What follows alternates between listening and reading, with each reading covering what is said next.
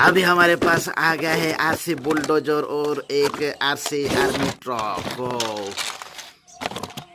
तो इसको हम अनबॉक्सिंग किए और इसमें हम लगाएंगे बैटरी। बैटरी लगा दिया और बुलडोजर में बैटरी लगाकर इसको हम टेस्ट कर दिए और अभी आर्मी ट्रक में लगाएंगे और इसके रिमोट में भी बैटरी लगाएंगे। दो बैटरी लगा दिया एवरेडी का और ये शुरू हो चुका है। अभी दोनों को हम चलाएंगे और ये बुलडोजर काम कराए सही से। वाह!